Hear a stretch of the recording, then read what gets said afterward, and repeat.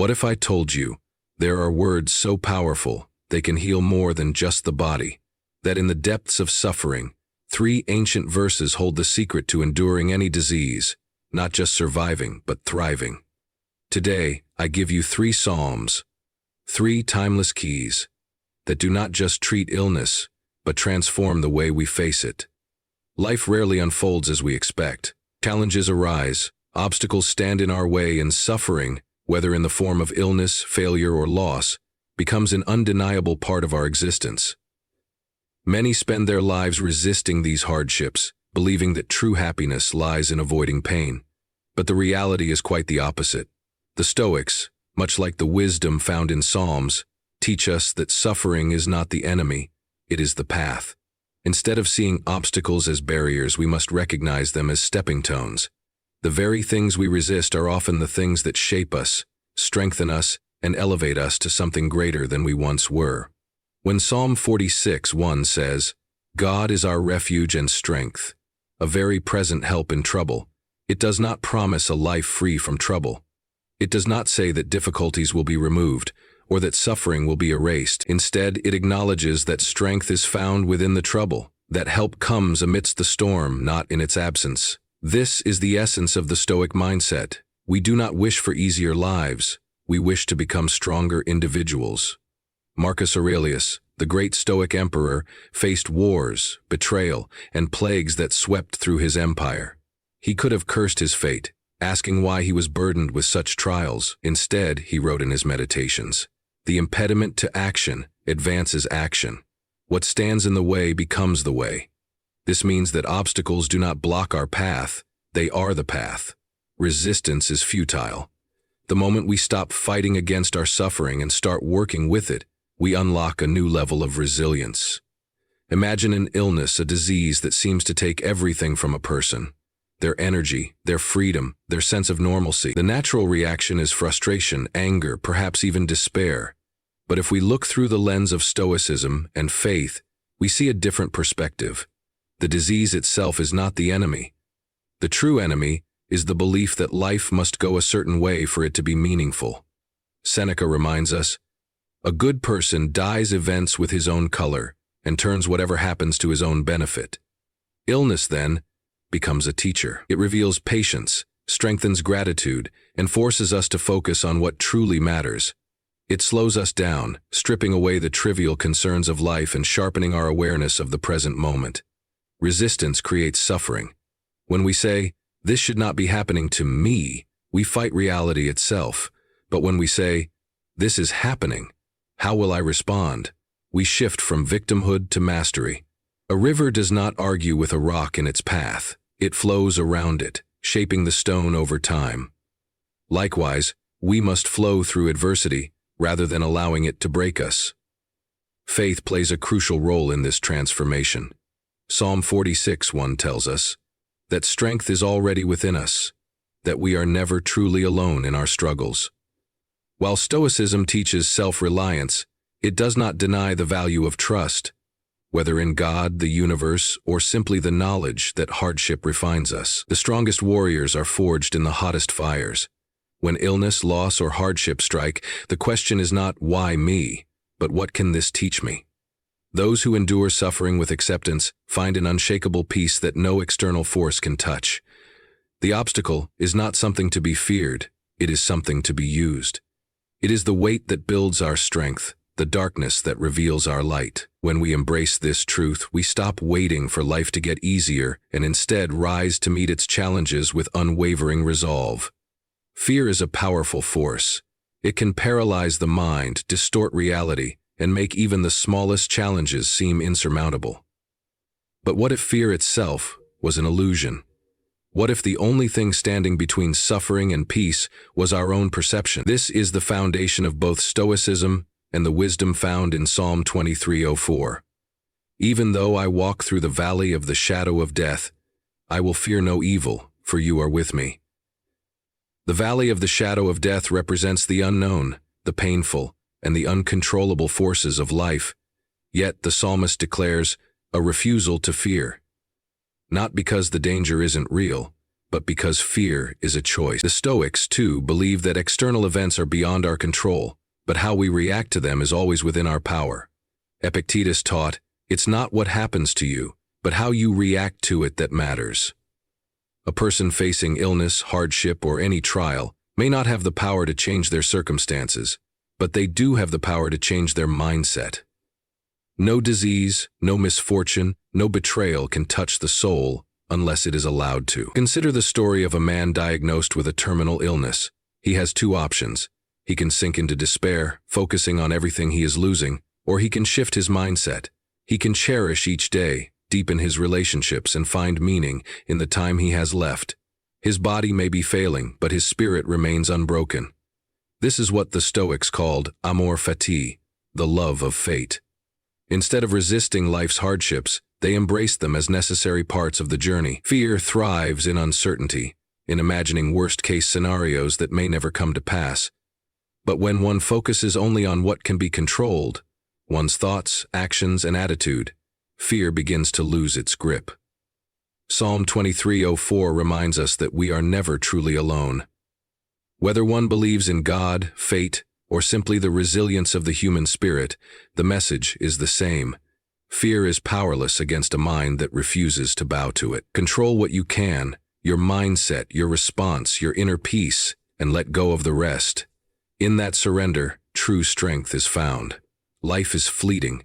People spend so much time worrying about the future or regretting the past that they miss the only thing that truly exists, the present moment.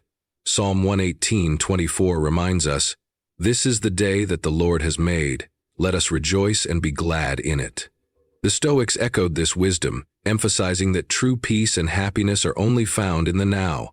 Marcus Aurelius wrote, "Confine yourself to the present." Why? Because the past cannot be changed, and the future is uncertain. The only moment we can truly control is the one unfolding right now. Yet, most people live anywhere but the present. They dwell on past mistakes, replaying painful memories as if doing so could alter them. Or they anxiously anticipate the future, trying to predict and control what has not yet happened. But regret and worry are illusions. They drain energy and rob life of its richness. The only real power anyone has is in how they engage with the moment in front of them. Imagine a person battling illness. They can focus on what they have lost, their health, their old life, their former strength, or they can embrace the present. They can find joy in small moments, the warmth of the sun on their skin, the sound of laughter, the love of those around them. This shift in focus does not erase pain, but it transforms suffering into something more bearable, even meaningful. Seneca warned against the mistake of postponing life, saying, "You are living as if destined to live forever. All the while, time is slipping away." How many people say, "One day I'll be happy," or "When things get better, I'll enjoy my life." But joy is not something that exists in some distant future. It is available now, in the simple act of being present. When one fully embraces the present, fear and anxiety fade. The mind stops racing, the heart becomes lighter, and life takes on a deeper, more vibrant quality. Whether in times of joy or hardship, there is always something to appreciate. This moment is all there is, and in recognizing its value, we unlock a peace that no external circumstance can take away. Pain is an unavoidable part of life. It comes in many forms: physical suffering, emotional loss, disappointment, and failure. Most people see pain as something to be avoided, something unfair or cruel. But the Stoics and the wisdom of the Psalms teach us a deeper truth. Pain is not punishment, it is transformation. Just as fire purifies gold, hardship strengthens the soul. Without struggle, there is no growth. Without adversity, there is no depth. Seneca said, "Fire tests gold, suffering tests the soul." This means that pain is not just something to endure, it is something to use. The Bible reinforces this idea in countless ways. Suffering is never meaningless. It refines, it shapes, it prepares. Consider a blade forged in fire. The heat, the hammering, the intense pressure all seem destructive, but without them the steel remains weak. It is only through the fire that it becomes unbreakable. Life works the same way. Psalm 66:10 echoes this truth. For you, O God, have tested us. You have refined us as silver is refined. The greatest souls, the strongest minds, are not those who have never suffered, but those who have faced suffering and emerged wiser, stronger, and more compassionate. Pain also teaches perspective. A person who has never known struggle often takes life for granted, but someone who has endured hardship sees the world differently. They appreciate the simple joys, they value relationships more deeply, and they understand the suffering of others in a way that only experience can teach. Pain humbles. It reminds us of our humanity, stripping away ego and illusion. There is a choice in suffering. One can resist it, allowing it to breed resentment and despair, or one can embrace it as a tool for growth. The Stoics believed in amor fati, a love of fate, accepting whatever life brings, not with bitterness, but with gratitude for the lessons it offers. When faced with difficulty, the question is not, why me, but what can this pain teach me? Pain is never easy. It burns, it scars, it challenges everything we believe about fairness and control. But if we allow it, it also transforms. It reveals strength we never knew we had. It strips away weakness, leaving behind only what is unbreakable. And in that fire, we do not just endure, we become something greater. Fear is one of the greatest barriers to peace and strength. It creeps into the mind, filling it with doubts, anxieties, and worst-case scenarios. It makes challenges seem impossible and suffering unbearable. But fear is an illusion. It exists only in the mind, fed by uncertainty and lack of trust. The Stoics and the Psalms both teach that faith is the antidote to fear. Whether faith in God, in fate, or in one's own ability to endure, belief in something greater than fear itself has the power to transform how we experience life's hardships. Psalm 56:3 says, "When I am afraid, I put my trust in you." This is not a promise that fear will never arise, but a reminder that fear does not have to control us. Fear only thrives when we give it power. When we shift our focus from fear to faith, faith that we are strong enough, faith that we will endure, faith that there is meaning in our suffering, fear begins to lose its grip. The Stoics understood this well. Marcus Aurelius wrote, "You have power over your mind, not outside events. Realize this, and you will find strength." Faith is the ability to accept that while we cannot control everything that happens, we can control how we respond. Imagine a person facing a life-threatening illness. Fear whispers to them that they are helpless, that the future is uncertain, that suffering is inevitable. But faith tells a different story. Faith says, you are not alone. You have faced hardship before and survived. You have more strength than you know. Faith shifts the focus from the unknown to the present moment, reminding us that we can face anything one step at a time. Fear magnifies suffering because it lives in the mind, creating pain before it even arrives. But faith grounds us in reality. It reminds us that no challenge is insurmountable, that even in darkness, there is light. The Stoics did not fear death, pain, or loss because they accepted them as part of life. Instead of resisting reality, they embraced it with courage. Faith is not blindness, it is a choice. It is the decision to trust that whatever comes, we are prepared, that we are stronger than we think, that fear may knock at the door, but it does not have to enter. When faith replaces fear, the mind finds peace, and the soul becomes unshakable. Life is often measured in years, but true impact is measured in actions. Many people fear death because they see it as the end, an abrupt cutoff to everything they have known and built. But the Stoics and the wisdom of the Psalms teach something different. Immortality is not found in the length of our days, but in the way we live them. A long life is not necessarily a meaningful one. A short life, lived with purpose, courage, and virtue, carries more weight than 100 years spent in fear, regret, or idleness. Marcus Aurelius, the philosopher king, wrote, "It is not death that a man should fear, but never beginning to live. Death is inevitable. No amount of worry or avoidance can change that. But what is within our control is how we spend the time we are given." The Psalms echo this wisdom. Psalm 90:12 says, "Teach us to number our days, that we may gain a heart of wisdom." This is not about fearing the passing of time. It is about using time wisely, understanding that every moment is an opportunity to leave a lasting impact. The fear of death often prevents people from truly living. They hesitate to take risks, to chase dreams, to express love, to stand for what they believe in. They live cautiously, always waiting for the right time to start truly experiencing life. But time does not wait. The Stoics emphasize that we should live each day as if it were our last, not in reckless abandon, but with a deep awareness of its value.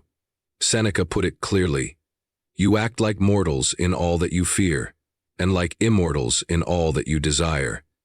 People waste time as if they will live forever, but fear death as if they were not truly alive. Consider the great figures of history. Some lived long lives, others died young, yet their names endure because of how they lived. It was not their lifespan that made them memorable, but their courage, wisdom, and impact. The same principle applies to every individual. Whether one's life is long or short, the question is not, how many years did I live, but did I live well? Did I love fully? Did I leave the world better than I found it? Did I cultivate wisdom, help others, and pursue truth? Faith reinforces this perspective.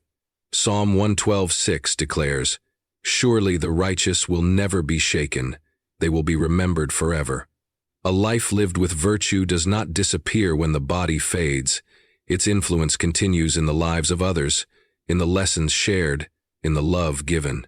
This is true immortality, not a never-ending physical existence, but a lasting spiritual and moral presence in the world. The pursuit of a long life often leads to fear, fear of aging, fear of sickness, fear of the inevitable. But those who focus on living fully in the present, on embracing each day as a gift, do not carry this burden. The Stoics called this memento mori, a reminder of mortality, not to cause despair, but to inspire action. If we accept that time is limited, we stop wasting it. We begin to live with intention, appreciating each moment, each conversation, each opportunity to make a difference. The reality is that no one knows how much time they have. Some live a century and leave nothing behind. Others live a few decades and change the world. But immortality is not measured in years.